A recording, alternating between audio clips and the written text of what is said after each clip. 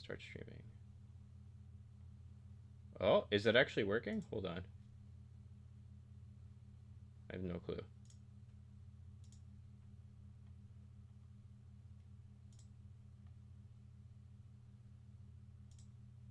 Hey, John, talk really quick. Working? Hold on. I have no clue.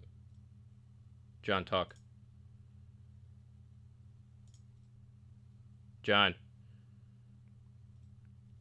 Hey, John, talk really quick.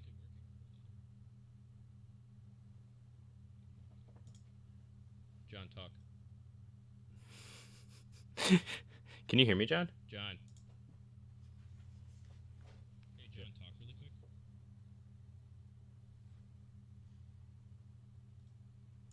John,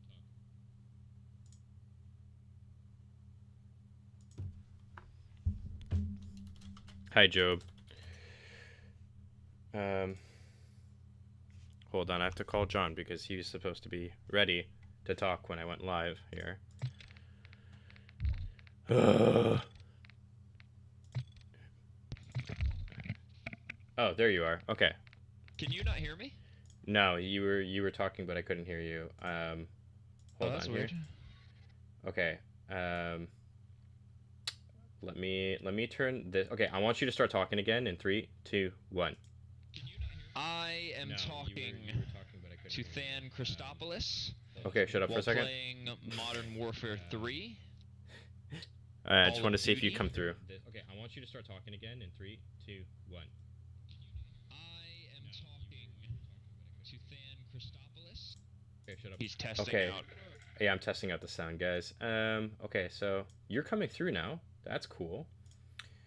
Oh, that's kind of cool. And the chat is like right here. Oh. That's fun. All right, well, let's just try this out. I sent you an invite, John. Okay. All right, it's... And then we'll see how the stream goes for a while here. And then everybody that's like actually watching this, even though this is completely unexpected, let me know how the quality is as we're playing. Oh, we're live now. It's time. Yeah, we're live.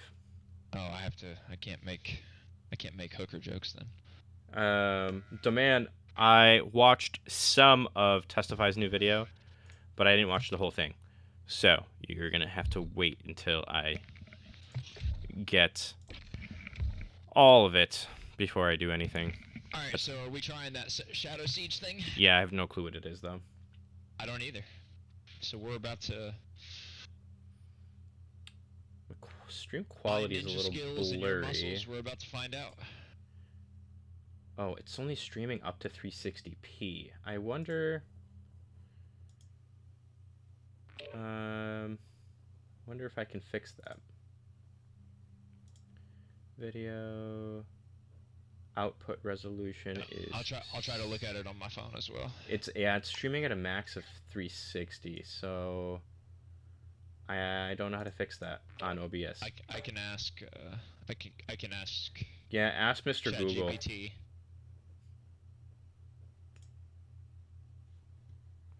Testing new stream. Here we go. Ask Dr. Google. I'll look it up too.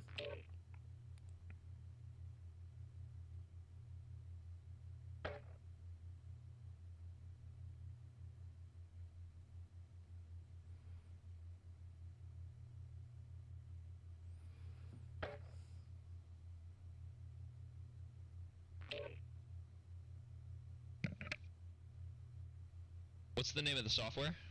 I'm using OBS.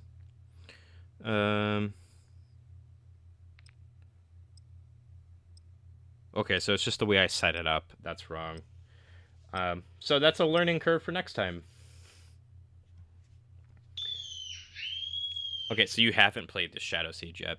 By the way, chat, you guys can ask questions if you want to. Like I said, I'm just trying to test some new software stuff here. That's all. I might actually end up just taking down the the stream afterwards, unless it's like decent.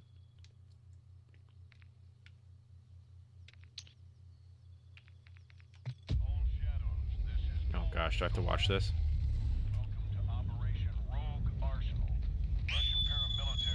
Kids in the background. Are manufacturing and stockpiling chemical weapons, posing a direct threat to global security. Your tasking is to destroy their facility. We have 5 people watching, John. Fantastic. That's not that bad for us just being like, hey, let's test this out. If you want to get shit You know? done, he's the man you want to Hey, we just gotta get the right people on your channel. You have the con. Thank you, Are you not the right people? This We have 5 is an airborne to ground Oh, of course assault I'm the right on people. COD I'm saying, occupied Zaya Observatory. I'm saying the Intel viewers. reports a subterranean your level is currently subscribers. hiding in Ah. an arsenal. Well, I'm hoping to. So I am hoping to attract like the gaming audience with this kind of stuff too. Our primary objective is to 'cause I keep think- that from You happening. need to set up a stream if you can ever do it with Cross to Crowns. I've tried. Yeah, I'll tell you. I just don't know if he's interested in doing it with me. Gotcha. Oh, I thought you knew him. I do. We even have like each other's cell phone numbers and everything. So I don't know. Okay, well. I don't know what's That's going on fine. there. But anyway, yeah, I think I want to reach like a larger audience, because if I can get like the gamers to be like, oh look, your kids in the background, bro. If I can get the gamers to be like, yeah, yo, check it out. This guy's pretty good at COD or whatever, and also can give a good argument for Christianity. Maybe I'll be a Christian. Be good to get some. Okay, can we stop with this cutscene? Thank God. Alright, what are we supposed to do? Alright, let's go to that. Let's go to that. These guys look like other players to me. Oh god, you got a child. What is this thing on my screen? Whoa. I thought my game was glitching out. What color are you? Okay, pink, I see. Pretty in pink. Oh, you spawn in with your thingy too. Clear the area and secure the target. I'm gonna lower my Move to your designated target game and quality secure the quick here. missile Oops, launcher. that's not what I wanted to do. How in the fuck? I keep clicking audio. I'm so dumb. Don't even ask me, I don't know. I want to know what killed you. That wasn't me. No, I think he might have fell out of the sky. Oh, these are AI. Missile launcher. Okay. No, not our teammates. Like the baddies. Yeah.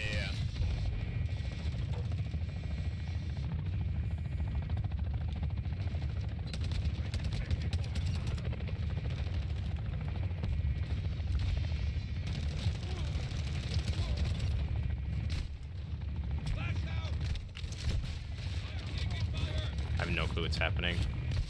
Oh my gosh, things are getting a little intense here, huh?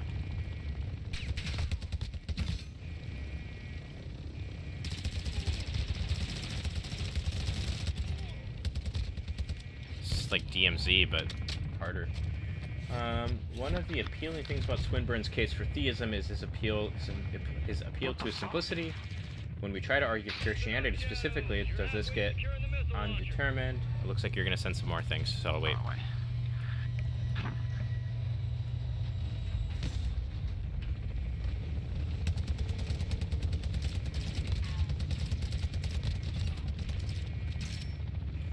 You have to say God is 3 persons, Jesus rose from the dead, and all these auxiliary claims. This is a problem for Parsimon. No, because the base theory itself is still that God exists. Like, for instance, I don't have to like what affects the simplicity of the hypothesis is going to be those auxiliaries. But if the auxiliaries are things that have to be assumed without like any sort of evidence or anything like that, or like conditionalized like that, that's what affects it. So for instance, if I can give an argument for why a perfect God would be Trinitarian over Unitarian, then I'm just showing an entailment from theism to Trinitarianism. I'm not making an assumption of Trinitarianism, if that makes sense.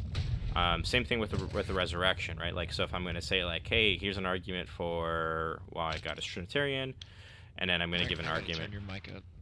You want me to turn my mic up? No, I gotta turn. I think Oh. I have to too. Yeah, you do. A little bit. Let's see.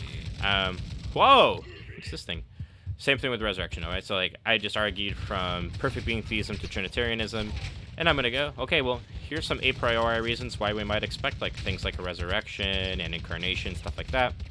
And then here's some a posteriori evidence, like gospel reliability, all this other stuff, for why the resurrection did happen.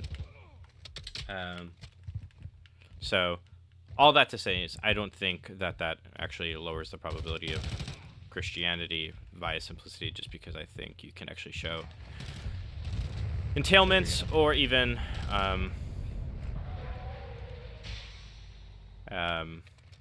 wait. Oh, dang. Entailments, or Am I driving? I guess so. Where Or are we you can going? show. I have no clue where we're going. Why are these all blue? Now what do we do? Truck's loud. There's one right here too that we gotta get. So let's go to that thing I just marked. Yeah. So if you show entailments and then show a posteriori evidence, then I think you're good.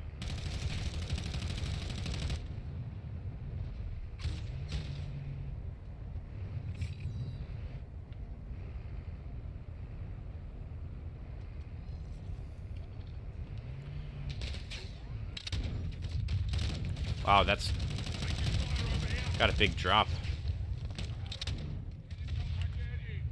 Wait a second. I don't. Where are you taking us?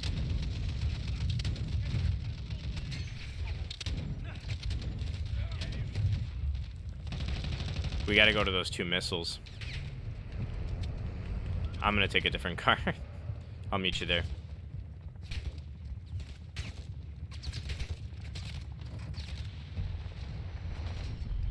Oh wait. Did you jump out? Yeah, I just told you I'm taking a different car. Oh, okay. Gonna meet you there. Sorry, I probably need to turn you up more. Talk now. Poopity scoopity scoopity bop. Scoopity doopity doop. Can you hear me now? Can you hear me now? The truck's still too Oh, loud. turn down your game volume, bro. Yeah. Give me a second.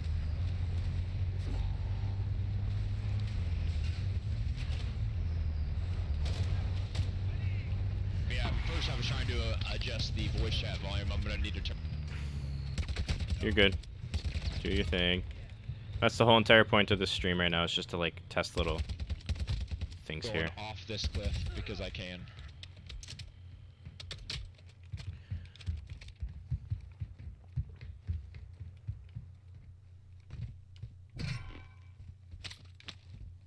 There we go.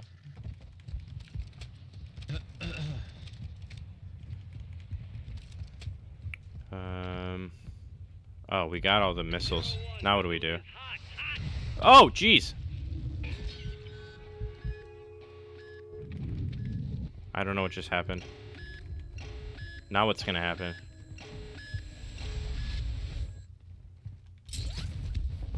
John? Something's happening.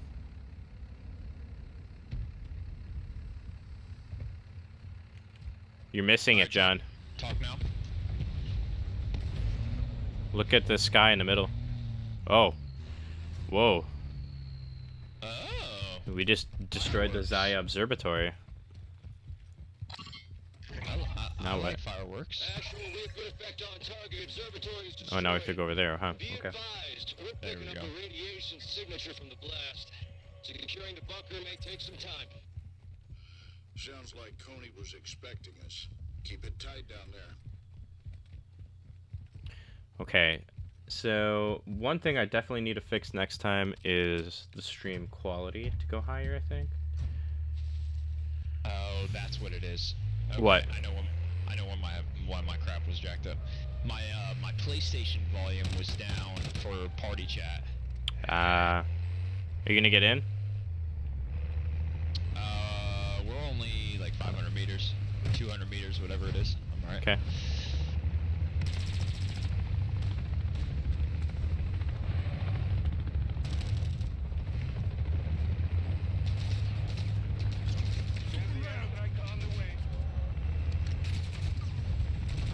Oh, okay, well, it's a good thing I have a gas mask.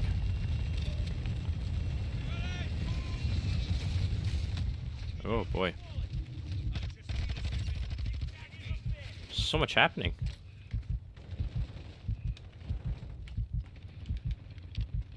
There are individuals here. Lots of baddies.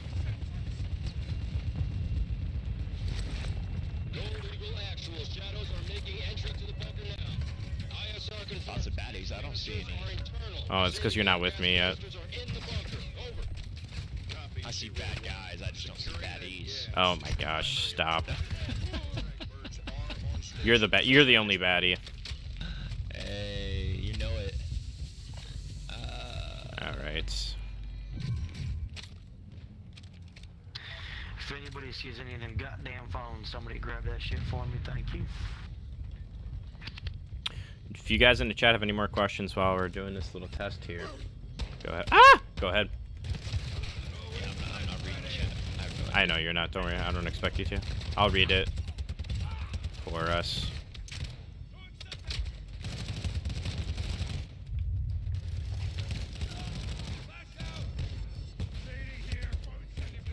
What's this? Chem bio levels are spiking. Time to start moving, Shadows.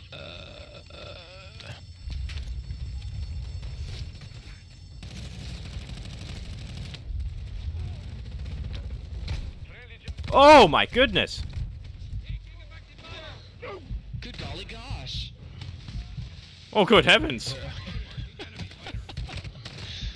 Oh shoot. Where's our team, bro? Oh shoot. There's a friggin' elevator of death.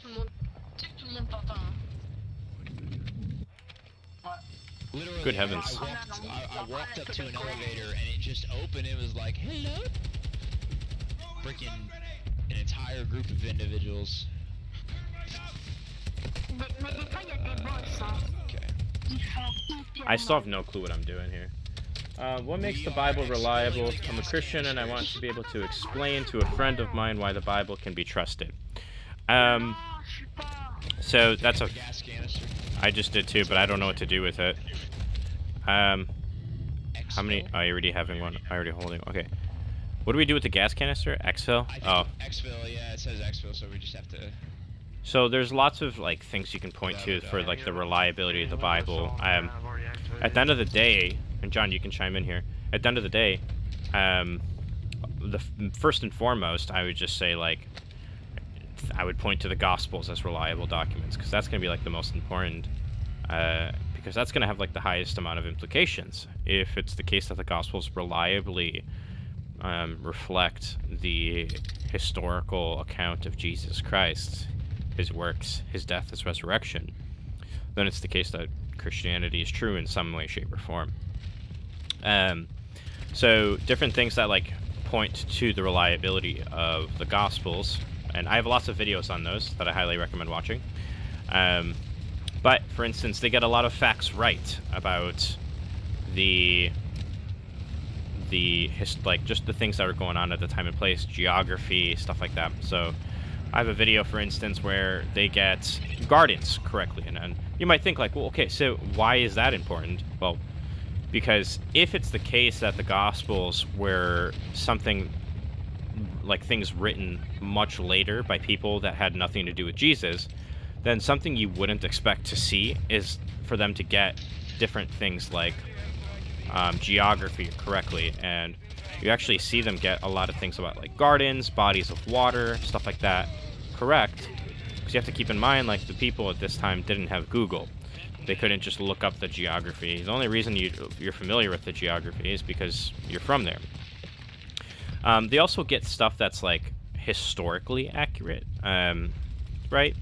So who was a governor at one point, who was like Pontius Pilate, all these other things. Again, these are things that if somebody at random was just making these things up, then you wouldn't expect them to actually say things that are like similar to what the historical evidence suggests. So there's just a lot of dovetailing between independent things that we know about the Gospels in the time period that Jesus allegedly lived in, and what the Gospels purport as well. So that's one example. Other examples could just be like internal consistency with each other. And another example could be like you could point to the fact that whoever, so if like you get to the point that like, hey, the gospel authors are people that, who's shooting at us? You get to the point where the gospel authors are people that were close to Jesus, both like geographically and chronologically.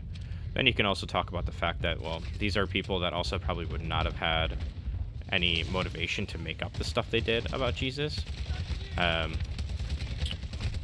And yeah, lots of stuff like that. I would, like I said, I would recommend watching a lot of the videos that I have on gospel reliability with like Lydia McGrew and the like. Anything? You got anything, John? Do you want to add into that? Just talking about gospel reliability? Oh, Bible reliability in general. Oh, Bible reliability. Yeah. Yeah, I mean, I think the first thing you have to do is, Pick me up. what question are you asking? Yeah, because it's such a general question. Yeah, so, like, is the Bible reliable? Well, is it reliable to do We what? take down Has to be the Yeah. biggest question in my view. Like, so, is it reliable to historical events? Then I agree entirely with Than. The closer we get to the historical events, the more we have, validity to believe them, and so the Gospels and Paul's letters and the things that are represented in the New Testament are going to be easier to validate than things that are in the Old Testament, because we just don't have as much information. Yeah. Probably the best thing that we get when it comes to the Old Testament is going to be like the Dead Sea Scrolls, in terms of just like... John, get in here. It's gonna leave without you. Yeah. I'm on. Yeah, and so in reliability of the Old Testament...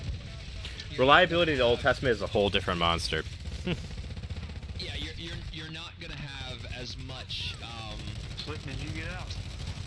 you're not gonna have as much evidence to support certain Old Testament claims as you will the New Testament. It's just... And that's okay.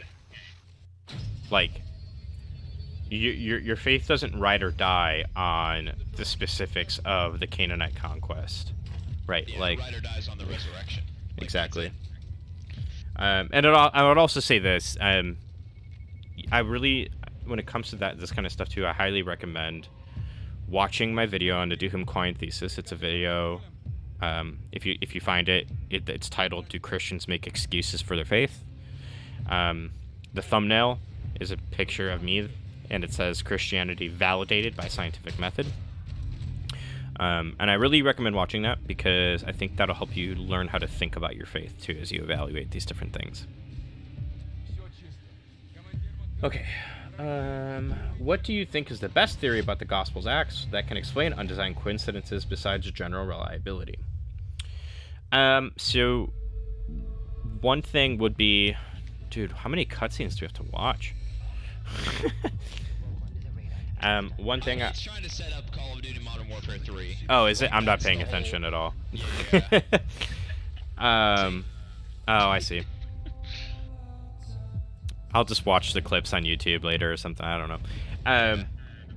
So when it comes to the undesigned coincidences and like other like competing theories that can make sense of it some more, I'm gonna say like a compound of things. So you're probably gonna have to hold to some kind of redaction criticism.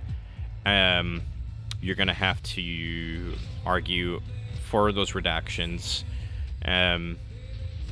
You'll have to appeal to the synoptic problem, and you'll have to also like argue that you'll have to argue, assuming you have like marking priority, you'll have to argue like that Matthew had access to Mark and decided to copy from Mark or build off of what Mark was saying in these specific pericopes, stuff like that. I think that would be like the best counter explanation. Also, what should I read to understand how to compare theories really well? Should I focus on just learning about philosophy in general? Yes, philosophy of science.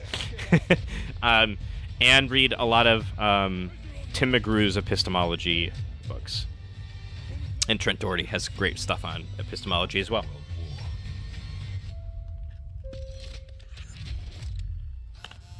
It also comes from practice.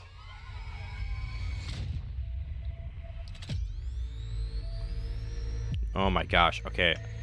I just want to play the game. Can we be done with this? Yeah, you want to do gunfight? Oh no, I'm just waiting for these things to be done. Can we skip it? I can't. Oh, you've tried? Okay. I'm trying to skip it.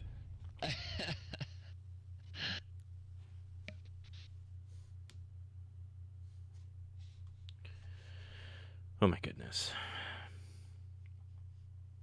No, now that it's over, do you want to play gunfight? Yeah, let's my do question. gunfight. Yeah, I got like 50 minutes. You're good. I was gonna be on the stream for like maybe a match or gunfight or two, and then I was going to get back to writing. Yeah. No, what was the question about undesigned coincidences? The question was, what do you think is the best theory about the Gospels and Acts that can explain undesigned coincidences besides general gospel reliability? In Acts? Gospels specifically? and Acts. Gospels and Acts.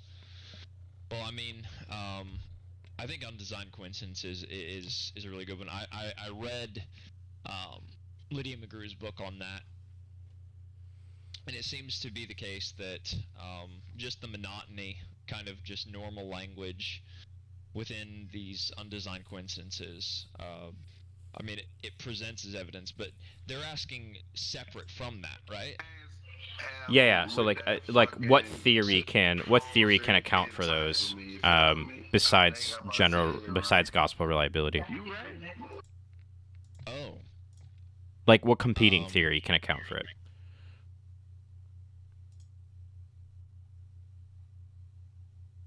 I mean, to me, it would just be the I don't know. Competing theory to undesigned coincidence. I don't know why I can't say that. No. What competing theory can explain those undesigned coincidences? So, like for instance, like the undesigned coincidences are a data point, right? Right? No. The undesigned coincidences are a data point, right? So it's like when You're saying a competing theory for the data point. Yeah, exactly. Yeah. So like a more of a skeptic's perspective on undesigned coincidences. Yes. Coincidences. Holy heaven. Yes. I have no idea. I haven't actually looked at that. Okay. I've looked at undesigned coincidences, but I have not looked at things that can account for it.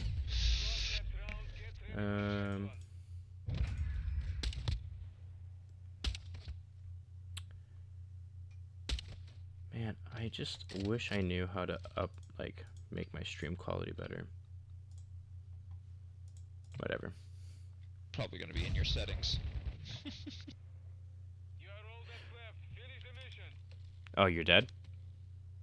I did die, yes. Okay. I'm not good. I think I hate that gun.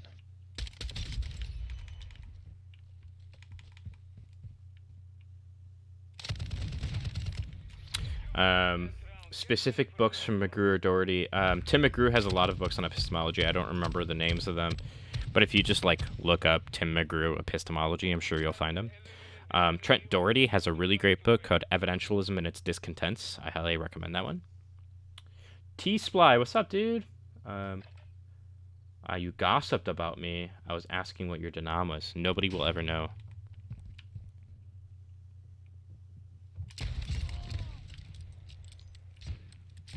Oh, jeez. That guy caught me reloading and you saved me. You're welcome.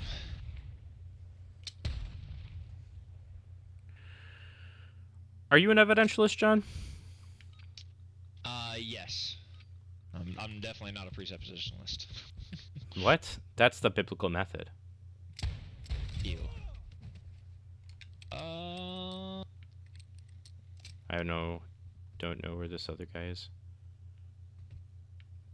I mean, I think there are things that we do have to... Oh, hello, you happy little bird. I'm coming. Where is he? Dead. Right there. Oh man, I blew his head off. Holy cow. I don't think I've ever seen that. Look at his. Oh it's my just gosh. gone. Yeah, T-Sply, I don't tell people my denom because I don't want it. I don't want that conversation detracting from the work that I do. Yeah.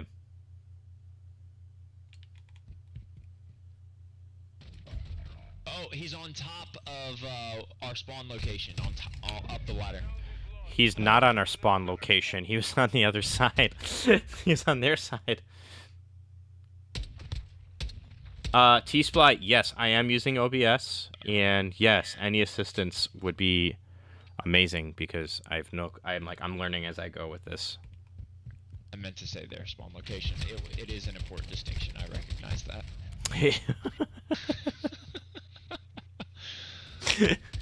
You think?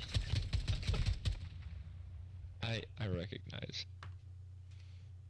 On my game audio, I can't. He's hear coming down, right? footsteps.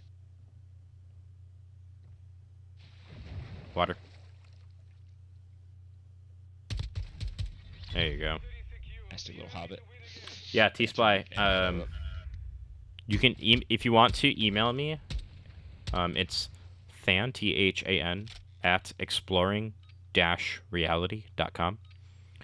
And then we can set up like a phone call or something. Oh, good heavens!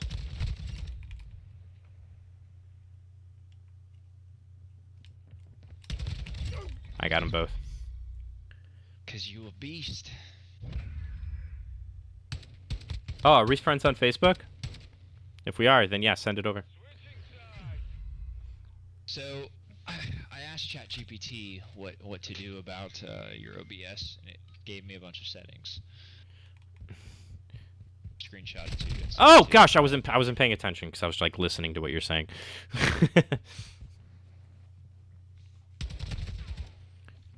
Oh.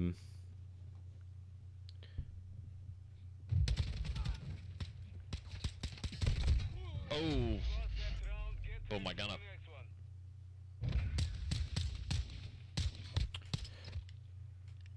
Jose Martinez asks, question, here- what books do you recommend for the problem of evil? There's a lot. I honestly would actually... So, there's one book I think that is a definite must-read for everybody. And that's Trent Doherty's book on animal suffering. But the problem is... Hold on. Where's this guy? He's to the The problem is, Trent Doherty's book on animal suffering is very complicated with regards to the Bayesian methodology he uses, and you'd have to understand some things in epistemology and basic logic. So I always just tell people before you read this, make sure you kind of just get a grasp of logic and Bayes' theorem before you do that, before you read it. Or I always just tell people too, if you're going to read it but are not going to do that, then just have somebody that can help you understand what he's getting at when he's putting out his Bayesian formulas and stuff like that. Which is, I'm one of those people that you can do that with because I love to help out with that kind of stuff. So definitely Trent Doherty's book. Eleanor Stump has 3 books that I think you should read. I don't remember off the top of my head what they're called. I think one is called Wandering into Darkness. The next one is called Atonement. And I think you might be like, oh, well, what does the atonement have to do with the problem of evil? Read the book, you'll find out. It's very intertwined, I think. That's one of the reasons why I think Christianity is, if not the only worldview that can account for the problem of evil, or religious worldview that can account for it. And then she has another book. Have you read God and the Problem of Evil 5 Views by Chad and James Dew, I think it is? I've read the 5 Views book. It's been a really long time ago. It's been a really long time though. So What's up, mainframe? It basically presents the different, and I think it also the book that we recommend, is it about the logical problem of evil or the evidentiary? Ah! Up there, he's... I was stuck on a ladder. He's here. Where's here mean? On my dead body, literally. Is that a philosophy question? Where is here? Yes. T-Sply, I just saw that you messaged me that, so thank you. I'll hit you up if I have any more questions. Do you not think the five views is good? I just don't remember much about it. Ooh. I read that not too long ago. Oh, I can't see Jack Diddley. It's climbing up the ladder. Where's this other guy? Oh, he's on our spawn.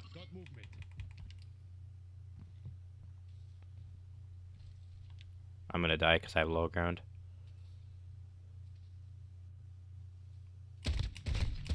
Or not. Or you're gonna freaking cap him. Let it go. Okay, somebody says, Demand asks, when is saying... Okay, so one of the things I need to learn how to do with this is... Because normally what I would do is if there's a question, I would just like bring it up on the screen, but I don't know how to do that right now.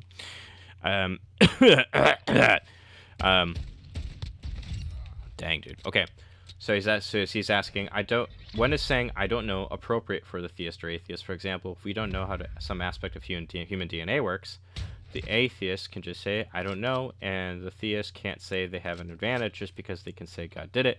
On the other hand, in the context of the nomological arguments, why can't the atheist say, I don't know? There's another part come in, so I'll wait.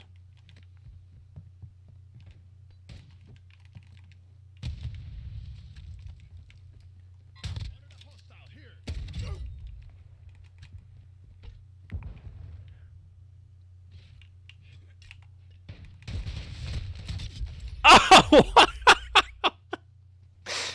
Watch this. That was sick. I don't know. Maybe there's an unknown, really simple underlying law of nature that entails the rest of the laws. Okay, so I want to make a distinction between the two different I don't knows that you just brought up. One I don't know is an epistemic, like, hey, I just don't like. It's an epistemic humility. No, one is an epistemic humility move, right? It's like, well, I just haven't looked into this enough, so I don't have an answer to that. The other type of I don't know you just appeal to is the unknown law possibility. So it's not even an epistemic move. Well, it is of sorts, but it's not like a epistemic humility move. It's an appeal to unknown laws. So here's an example of why I don't think that latter option is a good one. For instance, I think the external world is real, and the reason why is because I have no reason to doubt that my senses are real. That doesn't mean that I think it's impossible that like solipsism is true, right? All it means is that I think I have good reason to think that my senses are reliable, and I have no good reason to think that they aren't. But now I could just always appeal to some unknown law and just be like, well, it could just be the case that I don't know how I'm playing so well right now, John. Hey, go crazy, dog. But it could just be the case, for instance, that there is some unknown law that I just don't know about that generates all my experiences of the external world, and that's what explains it, right? Well, that's just kind of weird, right? So these, like, appealing to unknown laws arbitrarily, one is ad hoc, but also if you're going to be consistent with that, I think it leads to global skepticism. Here's another example, and it comes with miracles all the time. Oh, well, that miracle case, it doesn't have to be a miracle, which I would agree with, right? Because there could just be some unknown law. Okay, well, here's the problem. Especially if it's the case that the miracle that happened goes against our scientific understanding of everything. So, for instance, with macular degeneration miracles, and somebody gets their eyesight back, it's the case that this goes against all of our scientific understanding. And it's actually something that is, in some instances, are like biologically impossible, given our understanding of just different biological laws in the body. So if it's the case that there's some unknown law, what you're also committing to by saying, hey, I don't know, maybe there's this unknown law, you're also committing to saying the laws that I do know about right now are not true. So Yep. there's a huge epistemic price tag that comes with that kind of a move. And that's why I think the latter option is not good, while the former, that epistemic humility one, is good. Hope that I makes had that sense. same conversation like 6 days ago. Mainframe, this is not my first time streaming. This is my first time streaming. Well, I tried streaming on, like, gaming in general a few weeks ago on StreamYard, because that's where I typically stream, like, my conversations on. And that didn't go well. Right. I see him. So this is my first time streaming on OBS. I'm just kind of learning how to do this because I'm trying to reach another market by gaming and talking about this kind of stuff.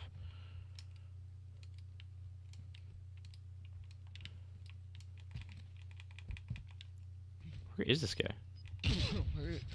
You and me, same question. Back here. Oh my gosh, stop running. Oh, I tried I to- punched him. He turned. I tried to execute him. I was right behind him too. I got one punch in. No, but no, I was having a conversation about that literally just the other day. Oh. Coming. I'm gonna get reported for that.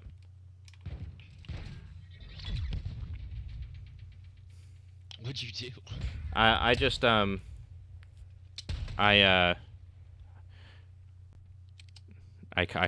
shot somebody from very far away with a pistol and one-shot him.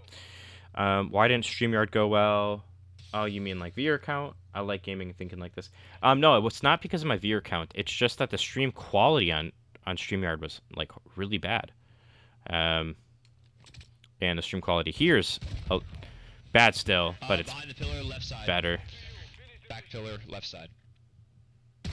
Oh gosh, he was behind me. So I'm just trying to figure out how to stream from OBS. One, because if I figure this out, then I don't have to pay for StreamYard anymore. But two, because from what I've been told, it can handle gaming stuff a little bit better too, which that's evident. It's just I just got to figure out some settings. So difference is saying there's an unknown aspect of reality that is in tension with your understanding of reality versus something unknown that's just neutral to your worldview. That could be a good way of cashing it out, sure. But there's a little bit more nuance to like what I was trying to say too.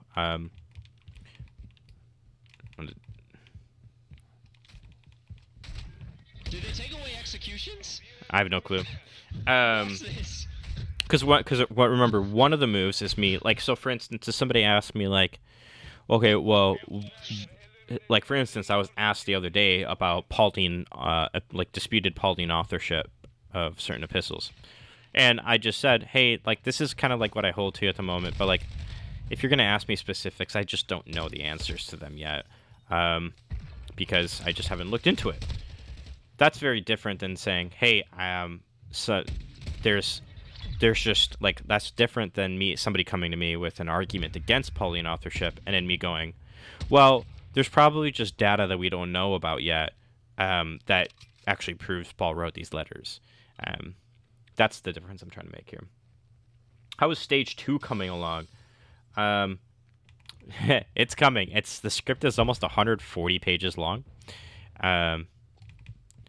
And oh, nice job, John. Yeah, it's 140 pages long. I'm going to be ready to record that. I want to record it before my hopefully last surgery. But I don't know when my last surgery will be. And also, I really want the video to be precise. Like, I have Joe Schmid looking over some of the stuff for me. So, yeah, it's going to be a very detailed...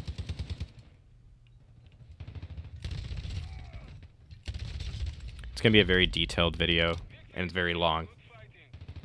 I know a lot of content has been made on this topic, but will you make any future content on the Gospels, copying, imitating Greek epics, specifically the epistemological problems associated with it? Yes, I have a lot of stuff planned on that, actually. I'm just not talking about it yet because it's nowhere clear. It's nowhere near close to being ready to be published. I haven't even started writing anything out on it. So, yeah, I'm talking to a few different historians and epistemologists and stuff like that on the topic, though. John, if you want to jump in on any of these questions too, like go in. What was the question? This one wasn't really anything related to you. I'm just saying, like in general. Okay. Turn on hardware acceleration for better video quality. It lessens the load of CPU and users the GPU usefully. Okay, so that's actually a good point because let me pull up my thing here quick. Because COD just uses a lot of the CPU in general. So between streaming and playing COD right now, oh, you guys can't see it on my screen. I just sent you I saw that. Right now, my CPU usage is hovering anywhere between 80 and 95%. And I have an i7-9700F, I think it is. I wish... Okay, it's not telling me my GPU usage right now, which is kind of annoying. Let me find it quick. My GPU usage is at 80%. And I haven't overclocked it, though. So that's something. So what you're saying could be helpful. And I have a 2070 Super, so I don't really... Like, I feel like my rig is good, but I don't... Maybe it's probably just settings. I don't know. So if you have anything else, let me know. What's up, Idle Killer? Okay, turn it on later, not now. Yeah, I'll do that. Joe's great. He really is. Starfield, dude. I hope Starfield is not another Fallout 76. Because I'm so excited for it. And I was so disappointed by Fallout 76. No, thank you for asking the questions, the man. That's why I'm doing this stream. It's like, hey, come hang out with me, but while I just chill and be a human. Hey, he ran towards our spawn, backside, somewhere around here. Oh, left side. He's going up the stairs.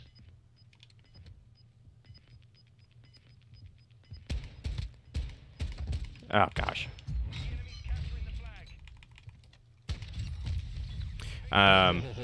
Do you like that? Yeah, he scared him. Okay, so wait, I missed a question. Could you elaborate more on why appealing to unknowns leads to global skepticism? I didn't quite get that part. Yeah, okay. So here's the basic idea.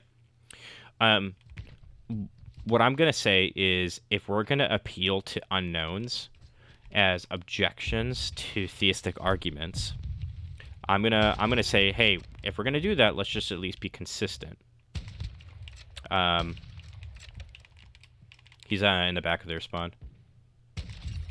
Not anymore. What?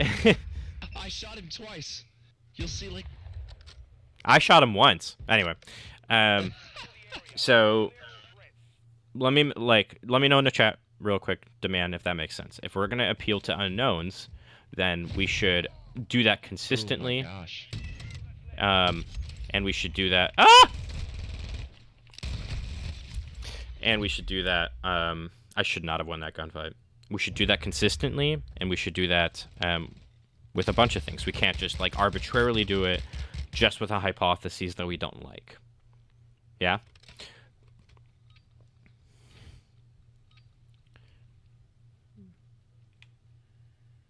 Come on, pop your head out. Yeah. No, that's what I was saying earlier. The appeal to unknown is basically the same thing as saying it can't be known presently. Like, it's just like, hey, it could be the case that this... Because I was having a conversation about the gastroparesis miracle the other day with the 16-year-old. and one, Who's this guy? they rejected the article because it's in a metaphysical journal rather than a medical specifically. But two, they started talking about how we just exactly what you said. We don't know that it's a miracle because it could be the case that there's a natural explanation. And I said, yeah, absolutely, there could be a case that it's a naturalistic explanation, but it goes against what we do know in favor of what we don't know. Yeah. Okay, so Demand, you're saying that it makes sense. Okay, cool. So now here's the problem. If we're gonna be consistent with, oh no, I wasn't paying attention. If we're gonna be consistent, then here's the question. Well, the external world is real, right? But maybe there's just some unknown law that generates those experiences. That and that's what. So what I'm saying here is like, okay, well, we have these epistemic oughts of applying these skeptical objections to things consistently. Oh my gosh, they're both just camping on top of their thing. I wasn't ready for that. And if that's the case, then we ought to apply those skeptical possibilities to other things, like things we take for granted, like the external world. But if you're going to do that, then there's this possibility that, well, hey, I can't justify that the external world is real because maybe I haven't ruled out this potentially unknown law that just produces these experiences, if that makes sense.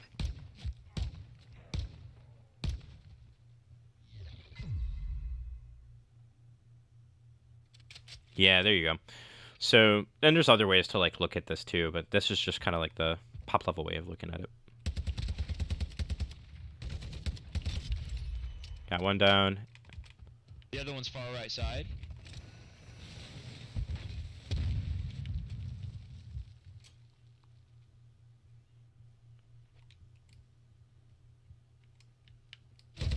Oh, right there.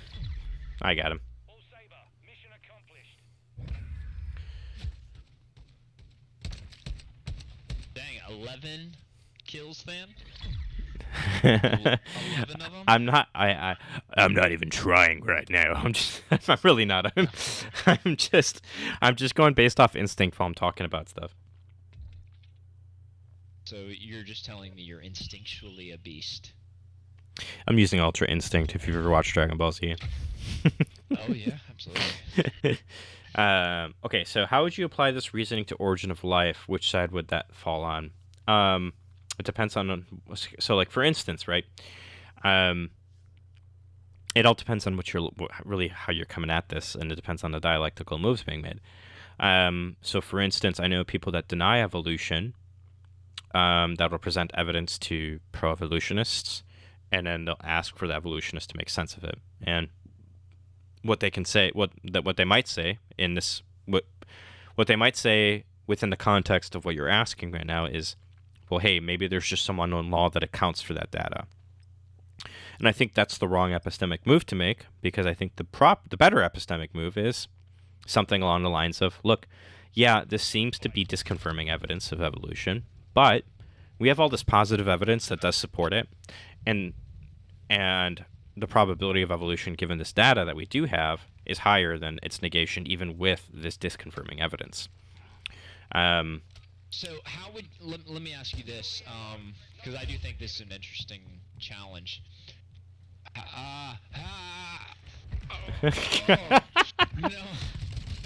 Did I kill him? Oh no, I missed all my shots. Hold on, let me finish my thought quick, John, and then hold yours.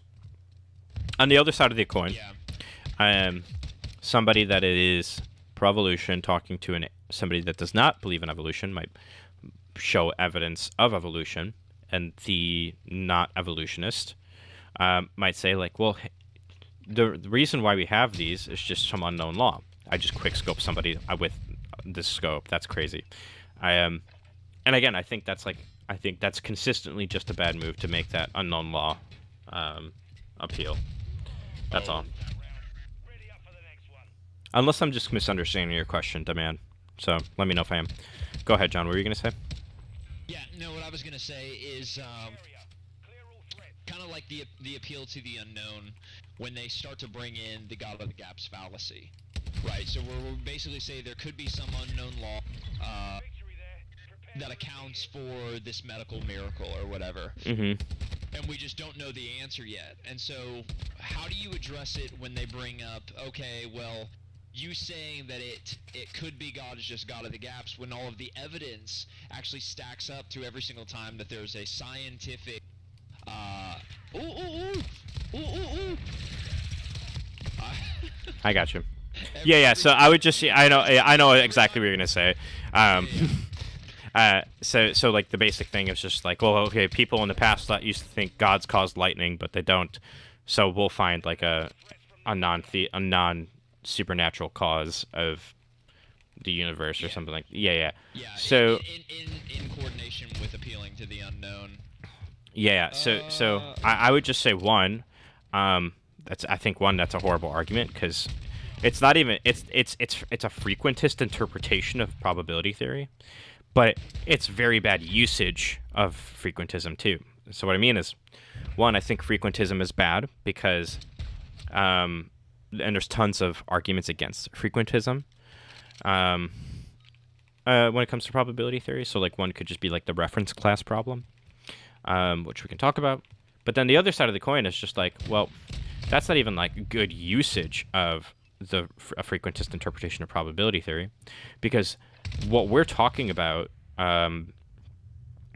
is a lot different than things like lightning. So when we're talking about like a necessary being, that transcends the parameters of science, right? This is something that no amount of science is going to touch because this is a purely metaphysical problem. Yeah. Right? So that's one reply. Another one is going to be the fact that, like, look, at least on a Bayesian account of dealing with this data, right? You can just be like, yeah, sure, people in the past have thought like lightning was caused by gods or whatever, but I'm not saying that God is accounting for lightning. I'm saying that the explanation of the data that accounts for lightning is best explained by theism. This is a completely different scenario. So Yeah. I also just think people don't understand what God of the Gaps is, right? Because It was actually a Christian argument originally. yeah, exactly. So They're both center. It's down to you, mate. Finish the mission.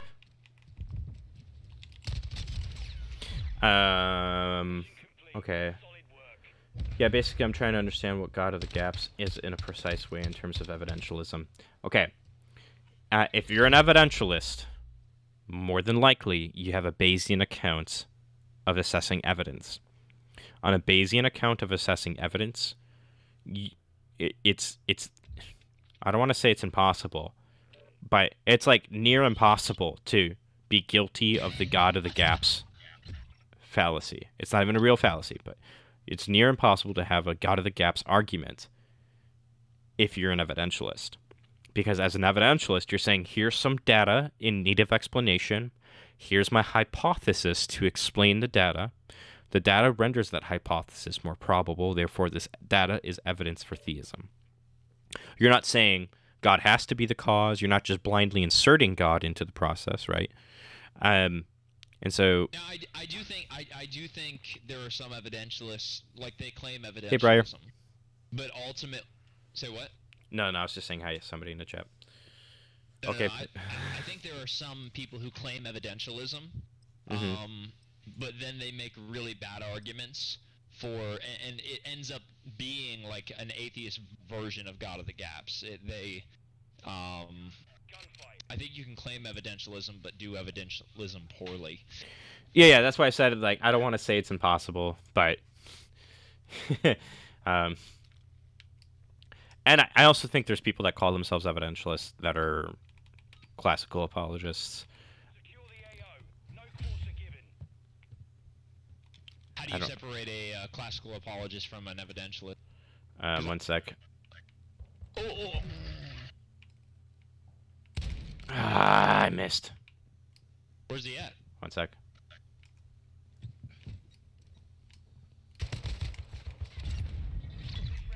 Oh, okay. Yeah, so I would take a classical apologist to be somebody that just like holds to like the deductive forms of the arguments and thinks that that just sets things in stone for the most part. Like I think Craig Gotcha.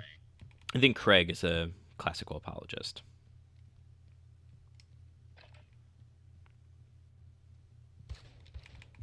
He's over there.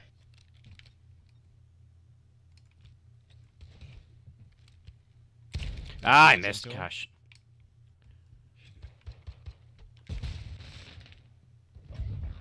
Oh. He's stuck. What? Freaking- I thought you could prone under those. You used to be. Oh no, you could. Oh, mine There's- blew up. There's 2 mines. That's funny. That's unfortunate.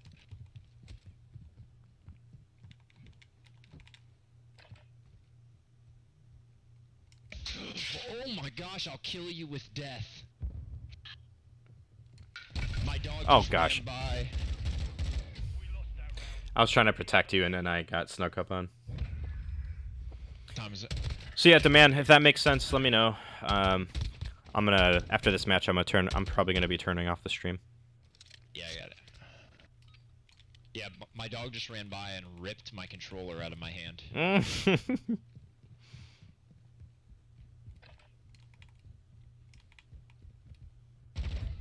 Oh. He's Ah, behind you the Aztecs. coward.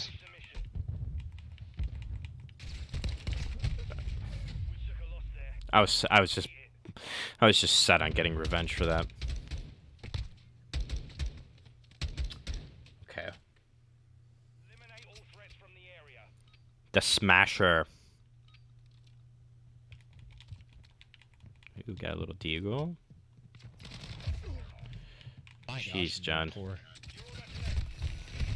I got Jeez. like 3 shots into him. Okay, Did you wait. see- I'm did gonna you say I'm gonna jeez, John? I'm gonna focus on Yeah, we can't let the last match be a lose. no, it can't be a lose. A losting. A losting? Losting?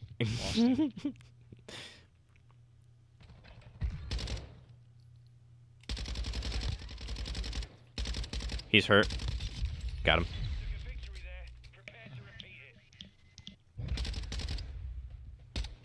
I pushed him right to you. You smell that, John? Oh yeah. My It's a wife's comeback. making Lasagna. Oh. Oh. No. Yeah, I do smell the comeback.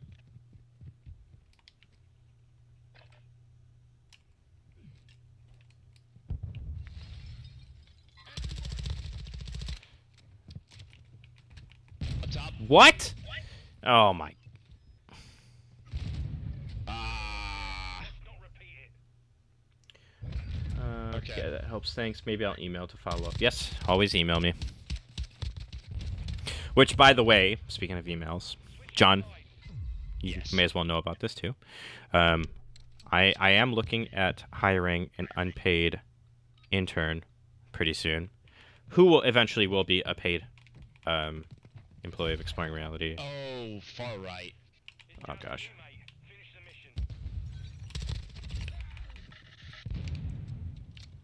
Hold on, I gotta focus.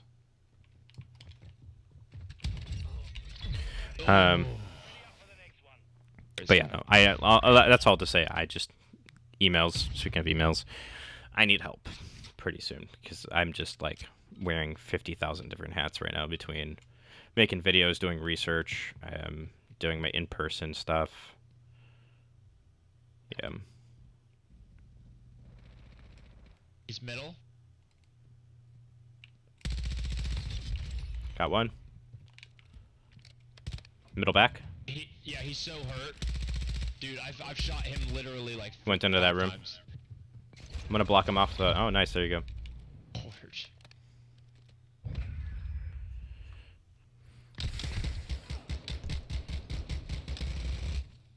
Hours.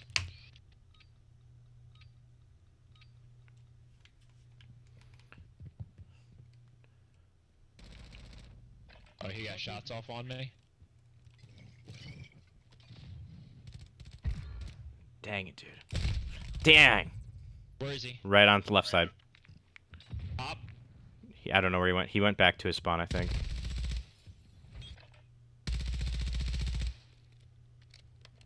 Don't lose this, John. Oh. Wait, He's proning on the left side. 1 second. 1 second.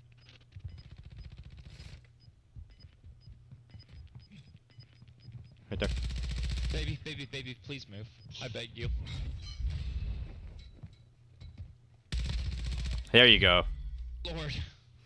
Okay. Thank you so much. Sorry, my wife was bringing me lunch, and I love her so much. At the for it. worst spot, at the worst Yeah, possible time. This is, yeah, she. Oh no. I suck with these types of guns. One fish. We should stick together.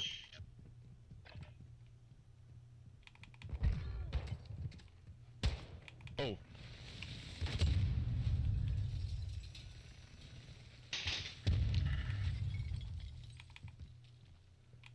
Going kitchen side. Oh, he's hurt. He's right on my body. What? No. No! Dan! It's okay. I told you I suck. I told you I suck with these guns, and I was just trying to follow you. I'm not good with dual wielding. All right, everybody. Thanks for watching this test stream. Oh my gosh, that is so good. And thank you for the people that asked a bunch of questions, and thank you for those of you that gave me helpful advice on how to improve the stream quality.